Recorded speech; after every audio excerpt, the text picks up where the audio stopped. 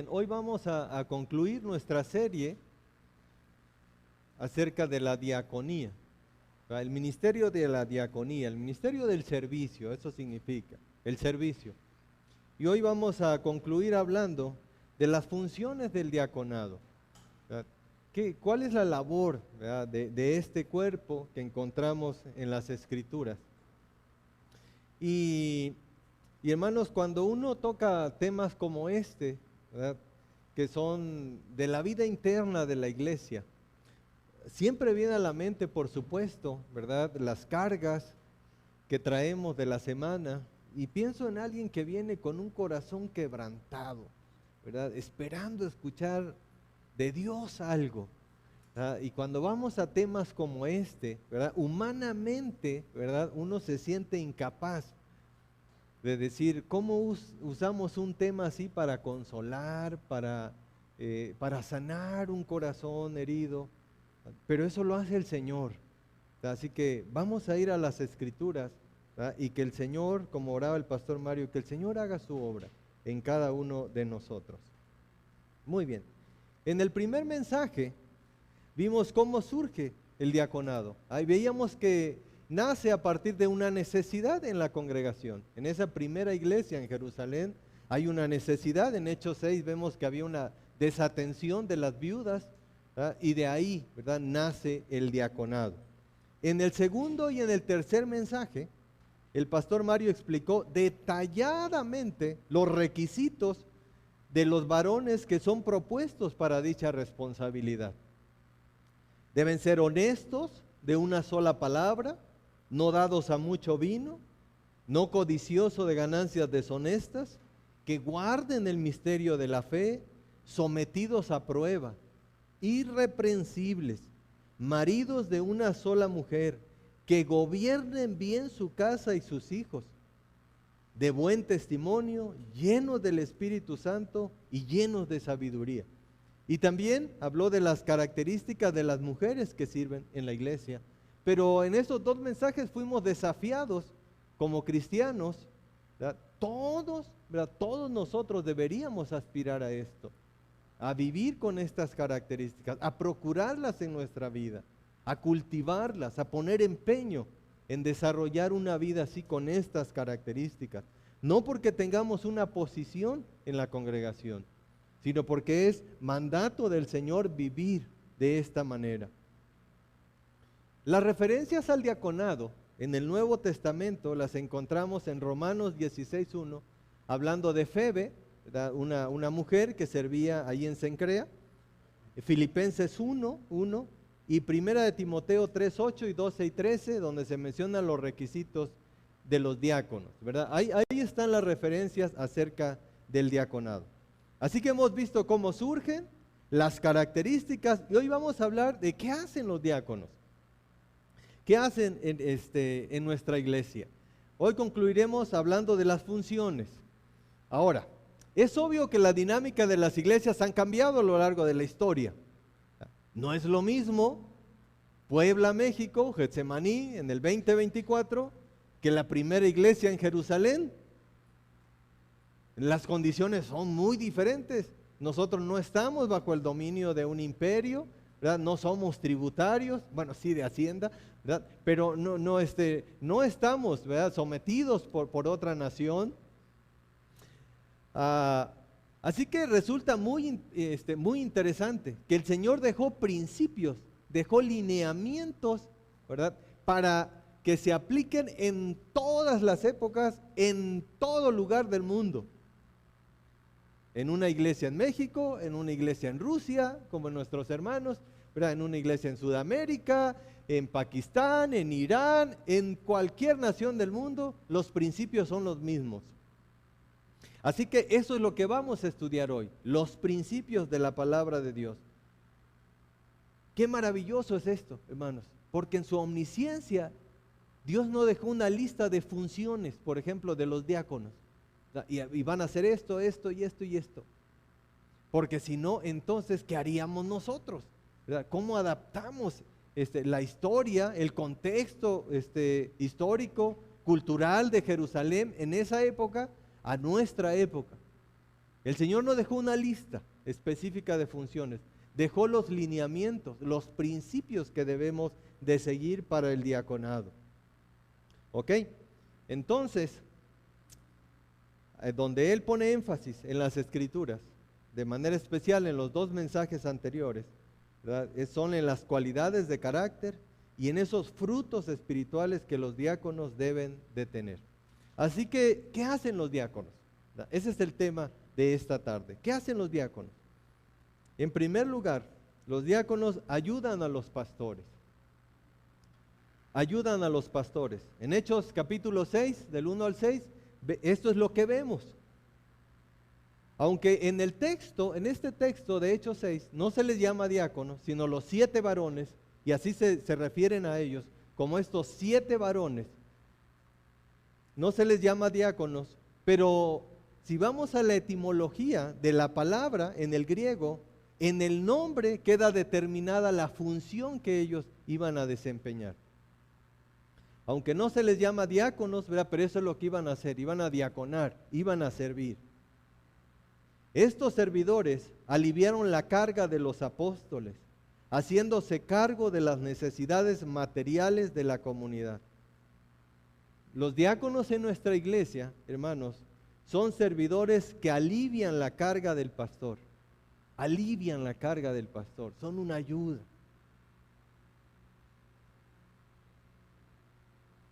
En el primer mensaje de esta serie, mencioné que servir es un privilegio, pero que implica incomodidad, dolor y sacrificio. Pero también hay un gozo profundo en el servicio. Cuando hablamos de la incomodidad, yo les decía en ese primer mensaje, es la razón por la que algunos deciden no servir. Si se va a romper mi comodidad, ¿verdad? Si esto implica hacer algo más, el servicio no es para mí, como si fuera opcional. Dolor es la razón por la que algunos dejaron de servir. Hermanos, cuando uno está en la obra, ¿verdad? No todo es color de rosa. Hay roces con otros servidores.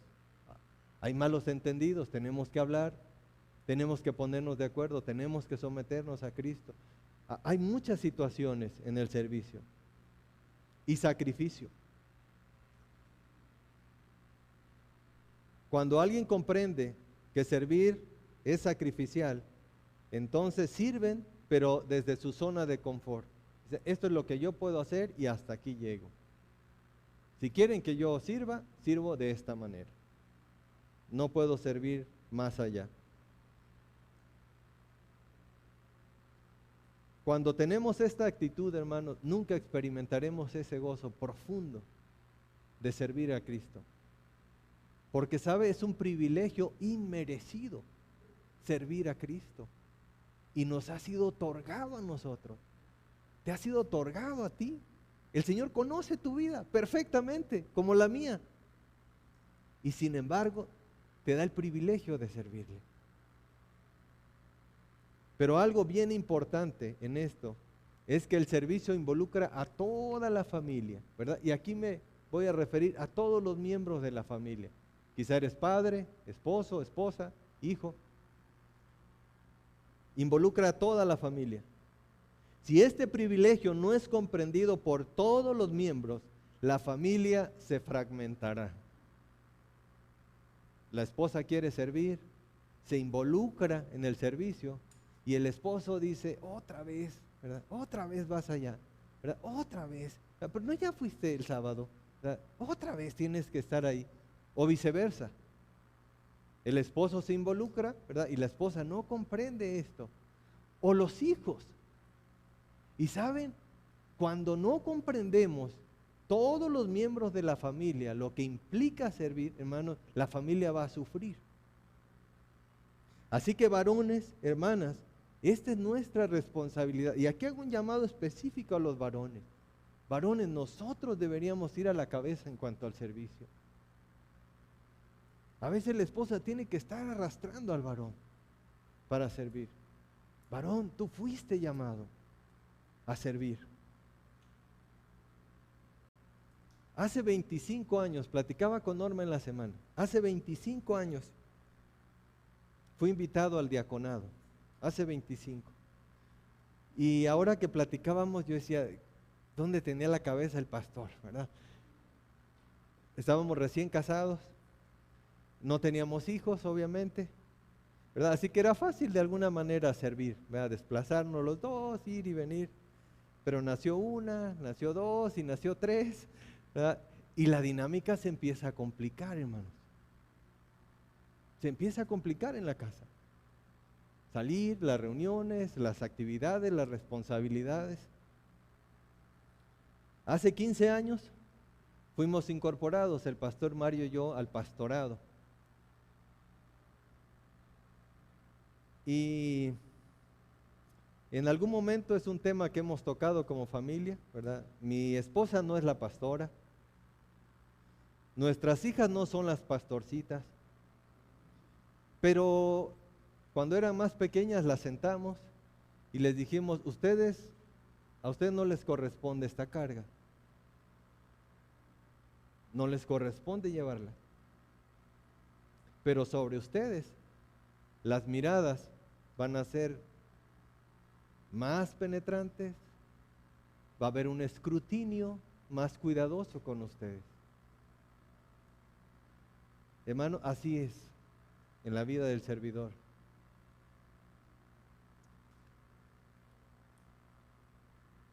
Lo mismo sucede con los diáconos. El escrutinio es más meticuloso con la familia de ellos. Pero vuelvo al punto, hermanos, no hay un gozo más hermoso que servir a Cristo. Así que la esencia de la labor de los diáconos es el servicio, específicamente, ¿verdad?, apoyando al pastor de la iglesia. ¿Pero en qué ayudan? Porque ayudar es general, pero ¿en qué ayudan los diáconos de nuestra iglesia? Ayudan en la administración de las cosas materiales de la iglesia. Ellos son responsables de la administración económica de la iglesia. Ambos tesoreros, el tesorero general y el tesorero de misiones, son diáconos de la iglesia. Ellos cuentan con la ayuda de otros varones, por supuesto, ¿verdad?, para hacer esta labor. Hay un comité de auditoría en la iglesia, ¿verdad? Y siempre que hablo de este tema, tenemos un comité de auditoría, no porque desconfiemos de los hermanos, ¿verdad?, sino porque eso da transparencia, ¿verdad?, y trae bendición a la iglesia, ¿verdad?, cuando lo hacemos de esta manera. Ellos son los responsables de los pagos de los servicios, de los suministros que se requieren para la operación de la iglesia, del mantenimiento y buen funcionamiento del edificio. Es por eso, hermanos, que deben de ser honestos, de una sola palabra, no dados a mucho vino, no codiciosos de ganancias deshonestas, porque manejan recursos económicos, que conozcan bien la palabra para que comprendan su responsabilidad al estar sirviendo y que sean sometidos a prueba. Y entonces, ¿verdad?, son propuestos como diáconos. Así que ayudan en la administración de las cosas materiales. Pero en el siguiente punto es donde yo me quiero detener, ¿verdad?, un poco más. Ayudan en la predicación y en la enseñanza. No sabemos más de 5 de aquellos 7 varones que fueron propuestos para servir a la iglesia en Jerusalén. No volvemos a saber de ellos, de 5, pero sí sabemos mucho de 2. Hoy, la lectura que tuvimos, ¿verdad?, se mencionó precisamente a esos 2. En Hechos capítulo 6, 7 y 8, vemos la historia de Esteban, uno de estos 7 varones, diácono, ¿verdad?, para el estudio que estamos desarrollando hoy, un diácono, como los diáconos de nuestra iglesia. Era un diácono, pero a la vez era un predicador, Esteban, ¿verdad?, pero tenía tenía una manera de predicar, hermanos, ¿verdad?, con la palabra de Dios que confrontaba mucho. Y eso llegó al punto de molestar a la clase religiosa, específicamente al sumo sacerdote en Jerusalén. Esto lo llevó a que fuera arrestado. Se hicieron juicio, pero en su defensa, ¿verdad, abogados? En su defensa, Esteban, es interesante, porque él no argumentó desde su pensamiento, ¿verdad? Él no argumentó en su defensa, ¿verdad?, desde su razonamiento. Sus argumentos fueron con las escrituras, ¿verdad? Y lea, yo les invito, no ahorita, pero lea Hechos 6, 7 y 8 y se va a dar cuenta. En su defensa, Esteban cita Génesis, Éxodo, Número, Amós y termina con Isaías. Y el cierre final, dirigiéndose al sumo sacerdote, él cita Isaías 63:10 para nosotros. Escuchen, él les dijo: duros de cerviz e incircuncisos de corazón y de oído, porque resisten al Espíritu Santo, son desobedientes igual que sus padres. Esto le costó la vida a Esteban, fue apedreado. Saulo, quien llegó a ser mejor conocido como Pablo después de su conversión, estaba presente. Y Pablo, dice las escrituras, Saulo consentía, él dijo: sí, apedréenlo. Así que por predicar de esta manera, él murió. Era un diácono, hermanos, un diácono. Por eso la escritura dice que estos varones tienen que ser llenos del Espíritu Santo, controlados y conocedores de la palabra. No es una labor que se hace los domingos, ¿verdad? Es una labor del día a día, cultivar su vida espiritual. En Getsemaní, ellos nos apoyan con la predicación y han escuchado algunos de nuestros hermanos diáconos predicar en algunos eventos en la iglesia. Tenemos al hermano Alejandro, que él es el que da la clase normalmente a los adultos en escuela dominical. Nuestro hermano Arturo Corona, ¿verdad?, ahora está impartiendo el curso para los nuevos creyentes bajo la dirección del pastor Mario. Es por eso la escritura hace tanto énfasis en las características de estos varones, llenos del Espíritu Santo, conocedores de la palabra. En tercer lugar, ellos ayudan con el contacto, en el contacto con la iglesia. Los 7 varones de Hechos capítulo 6 eran los responsables de vigilar y atender las necesidades materiales. Así como el pastor vela por las necesidades espirituales de la congregación, el diácono debe velar por las necesidades físicas de los miembros. Por eso se requieren varones de compasión e intercesión. Hermanos, un varón sin compasión no va a desarrollar bien su diaconado. Eso es administrativo. El diácono tiene que ver con las necesidades de la iglesia. Estar pendiente de cuáles son las necesidades de los hermanos, de la congregación. Eso es lo que se espera de un diácono. Su labor es entre semana, no es visible. Los domingos, ¿verdad?, ellos hacen ciertas funciones aquí en nuestra iglesia, pero su labor principal es durante la semana, porque entre toda su responsabilidad, igual que usted, hermano, ¿verdad?, igual que usted varón que está aquí, tiene responsabilidades durante la semana. Y a veces quisiéramos un poquito más de tiempo para que nos pudiéramos sacar con todos los compromisos. En medio de eso, un diácono tiene que tomar tiempo para ir y atender las necesidades.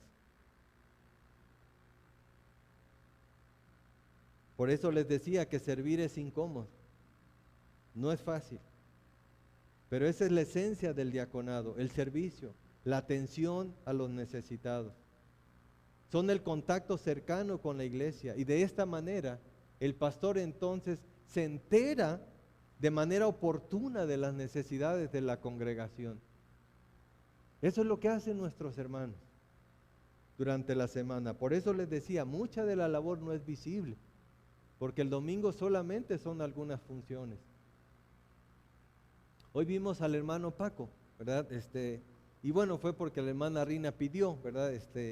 Como que se trajera, ¿verdad? Esta gratitud a la iglesia. Pero hay otros hermanos que salen hacia otros lugares, ¿verdad? Para visitar a otros, para llevar alguna ayuda. Pero también sirven en equipo. Sirven en equipo. El trabajo en equipo, hermanos, es un principio en las Escrituras. Génesis dice que el Señor dijo: hagamos al hombre a nuestra imagen, conforme a nuestra semejanza.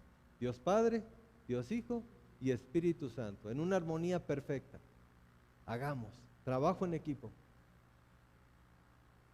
¿Es fácil trabajar en equipo? No es nada fácil.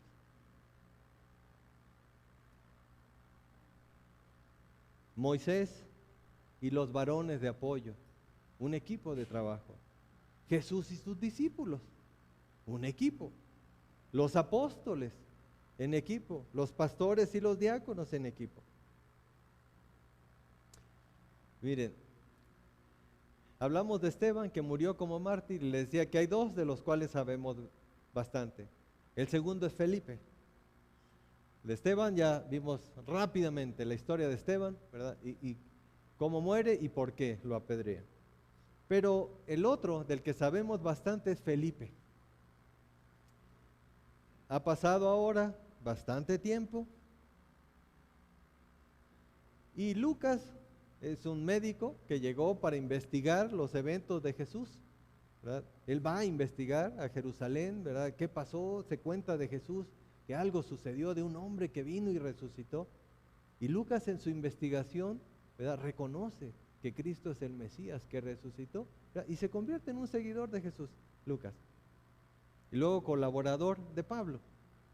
Así que lo vemos ahora en Hechos 21:8. Ha pasado mucho tiempo ya de la muerte de Esteban y de esa persecución que se desató, ¿verdad? Y ahora escuche nada más. Hechos 21:8. Al otro día, saliendo Pablo y los que con él estábamos, dice Lucas, fuimos a Cesarea y entramos en la casa de Felipe, el evangelista, que era uno de los 7, y posamos con él. Mire, qué impacto hicieron estos 7 varones en Jerusalén, que se les recordaba de esta manera. Ahora Felipe ya no es un diácono, ya no vive en Jerusalén, es un predicador, ahora vive en otra ciudad. Han pasado muchos años, pero ¿saben cuál es la referencia para este hombre? Él fue parte de los 7, de este grupo de 7 varones.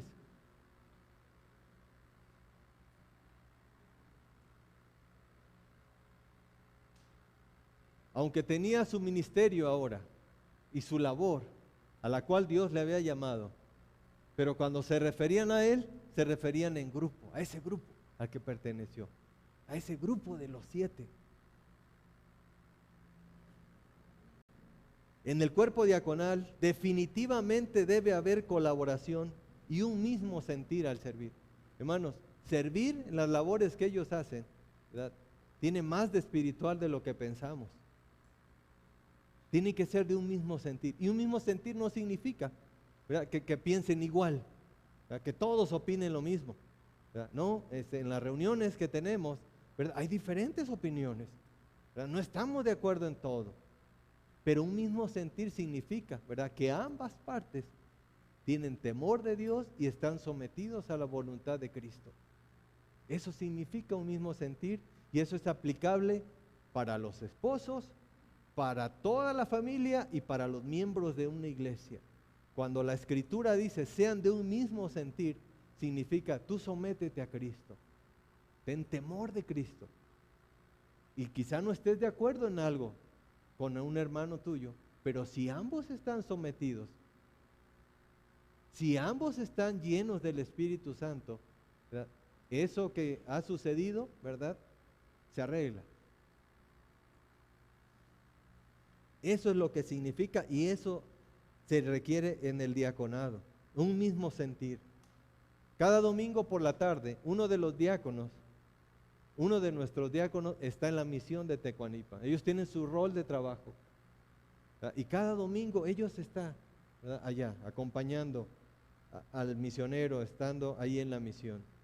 Sirven en la mesa del Señor, ¿verdad? ¿Lo han visto? Cuando tomamos la cena del Señor, ellos son los que sirven los elementos. Es indispensable trabajar en conjunto, de manera particular en nuestra iglesia. Porque algunos varones concluyen sus funciones como diáconos y otros se integran. Les dije al principio que el Señor no dejó listas de quehaceres, dejó principios. La muerte de Esteban se ubica en la historia en el año 34 y 35. O sea, él sirvió como diácono, hermanos, un año, quizá dos. Felipe también, y todos fueron esparcidos. Por eso les dije, seguimos los principios, porque si no, entonces cada año o cada 2 años tendríamos que estar renovando diáconos. Así que es que las escrituras dicen, o matar a uno, ¿verdad? Y sacar al otro. No, no es así, seguimos los principios de las escrituras, ¿verdad? Y el principio es las características del diácono. Por eso les dije, ¿verdad? El Espíritu Santo dejó esto, ¿verdad? Y cada iglesia tiene su propia dinámica. Nosotros como iglesia saben que se nombra por 3 años a un diácono, ¿verdad? Y luego es ratificado, ¿verdad? Si la iglesia decide, ¿verdad?, que continúe otro periodo.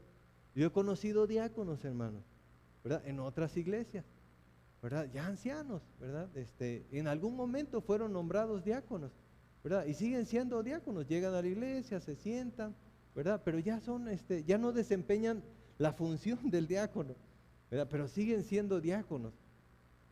Pero eso es de cada iglesia, ¿verdad? Como iglesia nosotros tenemos nuestros lineamientos, ¿verdad? Cada iglesia es libre. Pero volviendo al servicio, hermanos, tenemos que estar siempre desarrollando y preparando a otros varones para que tomen estas responsabilidades.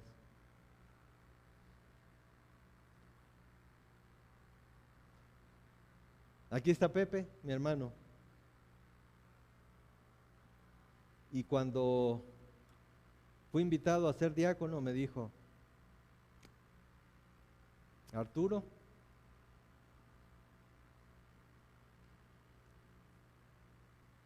cuando el Señor te llama para servir, me dijo, no te suelta. Y yo lo veo en su propia vida. Cuando el Señor te llama para servir, no te suelta.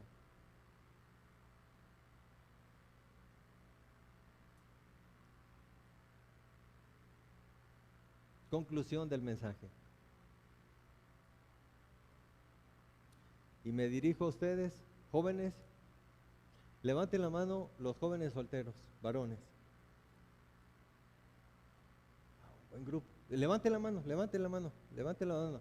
Solteros, todos los solteros. Ok, bajen la mano. Las señoritas solteras, todas las mujeres solteras. Muy bien. Matrimonios menos 10 años hacia abajo de casados. 10 años. Ok. Muy bien. Un buen grupo hoy. Para los que están en la transmisión no los pueden ver, pero es un buen grupo. Quiero hacer un llamado a ustedes, es un llamado para toda la iglesia, pero hoy me quiero dirigir específicamente a ustedes. Dispongan su corazón para ser cristianos de esta naturaleza.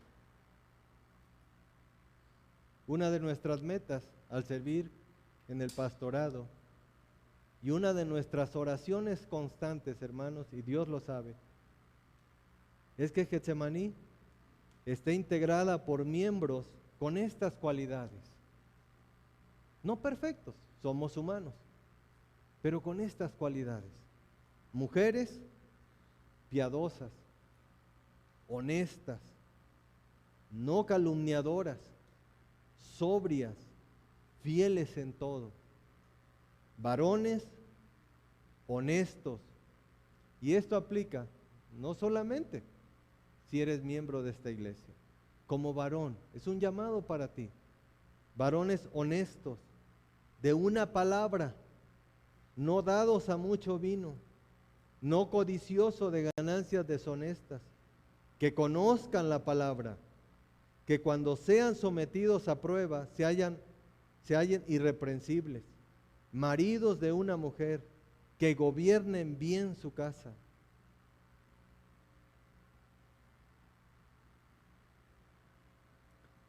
Si en nuestro corazón, hermanos, disponemos ser este tipo de hombres y mujeres, padres que tienen hijos pequeños, si esa es tu meta, ¿verdad? Gloria a Dios, desarrollar un hombre así. Un hombre, hermano, que venga a la iglesia y que ame al Señor, que sirva. Miren, cuando yo veo a un varón dormido en el servicio, hermano, yo sé, y lo he dicho muchas veces, mi voz es dormilona, ¿verdad? Mi voz empieza a arrullar después de un ratito, ¿verdad? Que usted me escucha, mi voz lo va a empezar a dormir. Entiendo que hay necesidades a veces y hay condiciones especiales de enfermedad. Pero siempre les he dicho, cuando tengan sueño, hermano, y no pueda, póngase de pie. No es una falta de respeto. Póngase de pie y póngase en alguna de las extremidades de la iglesia, en alguna columna, ¿verdad? Pero, hermano, ver a un varón, y pienso, hermano, si se duerme en la exposición de la palabra, ¿cómo vivirá? Y es triste. Queridas hermanas, ¿verdad? Ustedes que tienen esa labor tan hermosa de trabajar en el corazón de sus hijos y de sus niñas a temprana edad, ¿verdad? Procuremos esto. Levantar otra generación, hermano, la segunda generación con pasión para el Señor.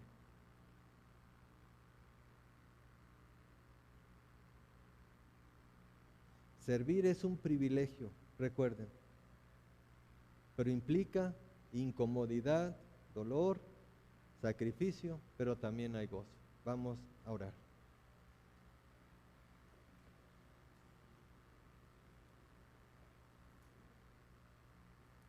Bendito Señor,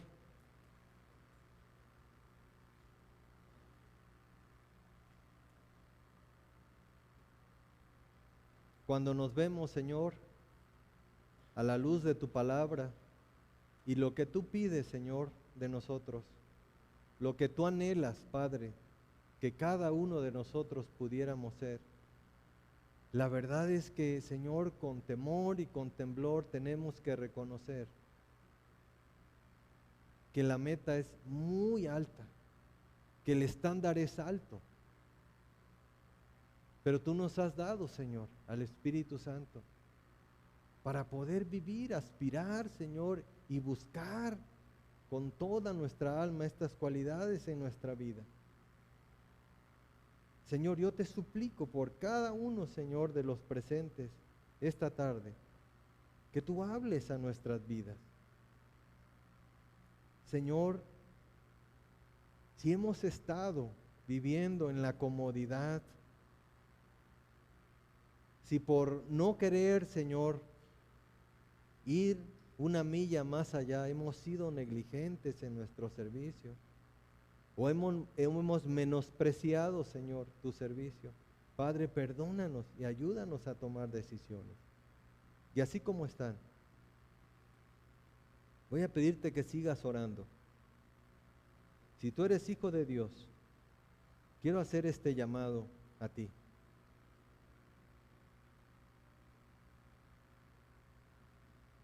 Cristo merece ser honrado. Cantar es muy fácil. Y antes del mensaje cantamos que queremos servir al Maestro, que queremos darle nuestra juventud, nuestro vigor, que queremos darle lo mejor.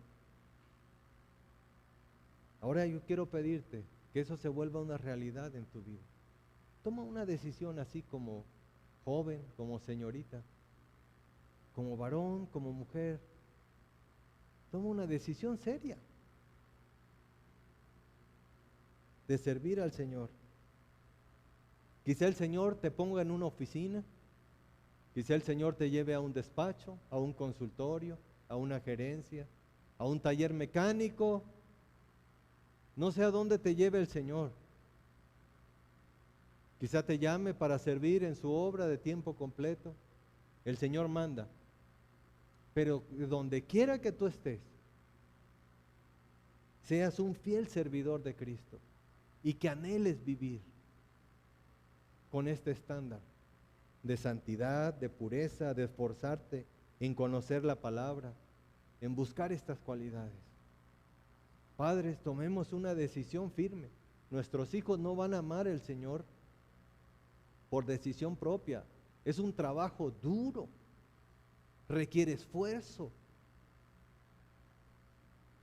Y Dios te confió vidas, te las ha dado a ti.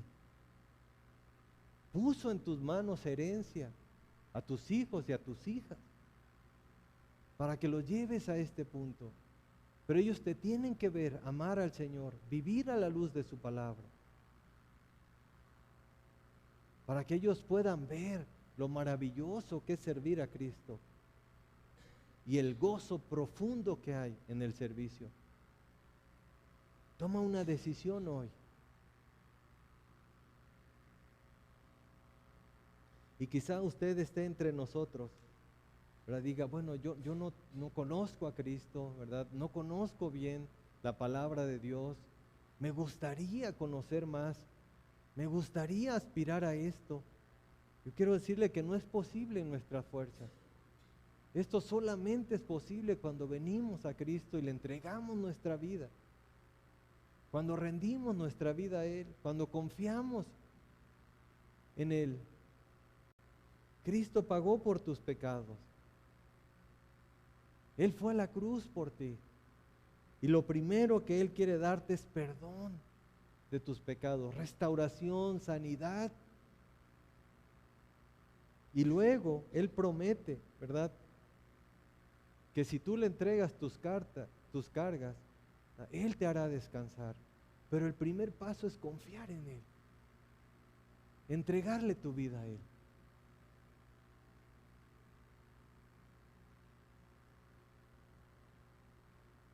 Si dices, o si usted está entre nosotros y dice, yo quiero tomar esta decisión, yo quiero confiar en Cristo, yo quiero entregarle mi vida, a partir de este momento, yo quiero depender de Él, yo le entrego mi vida.